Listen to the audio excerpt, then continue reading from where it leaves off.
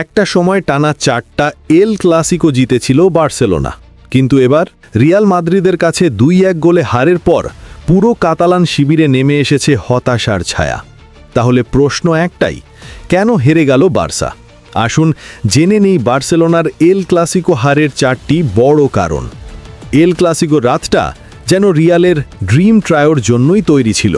Mbappe, Bellingham আর ভিনিউস, এই তিনজন মিলে বার্সার ডিফেন্সকে বানিয়ে ফেলেছিলেন খেলনার মাঠ। বিশেষ করে এমবাপ্পে দৌড়, বেলিংহামের মিডফিল্ড কন্ট্রোল আর ভিনির ক্রসে তৈরি হলো রিয়ালের জয়সূচক গোল। এই তিনজনই প্রমাণ করলেন এখন রিয়ালের আক্রমণ মানেই আতঙ্ক। রাফিনিয়া ও লেভানডস্কি না থাকায় স্পটলাইটে ছিলেন 17 বছরের ইয়ামাল, কিন্তু সান্তিয়াগো বার্নাবুর আলো যেন তাকে অন্ধ করে দিল। রিয়ালের ডিফেন্ডার আলভারো কারেরাস তাকে সম্পূর্ণ পকেটে রেখেছেন। ড্রিবল ব্যর্থ, শট ব্যর্থ, প্রভাব শূন্য। যেখানে এমবাপ্পে আলো ছড়াচ্ছেন, সেখানে ইয়ামাল ছিলেন সম্পূর্ণ অদৃশ্য।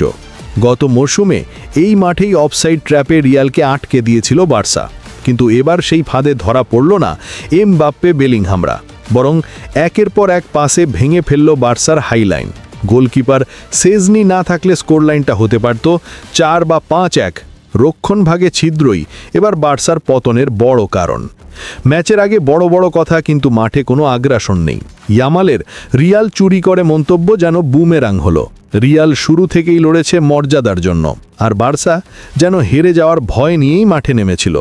21টা শট রিয়ালের, আর বার্সার মাত্র 13টা। এটাই বলে দেয় কে সত্যিকারের রাজা এল ক্লাসিকোর মঞ্চে। এমবাপ্পে, বেলিংহামদের এই জয় শুধু 3 পয়েন্ট নয়, এটা বার্সেলোনার রাজত্বে রিয়ালের প্রত্যাবর্তনের ঘোষণা। প্রশ্ন শুধু একটাই, বার্সা আবার ঘুরে দাঁড়াতে পারবে তো, নাকি এল ক্লাসিকো এখন পুরোপুরি রিয়ালের দখলে? কমেন্টে জানাও তোমার মতামত।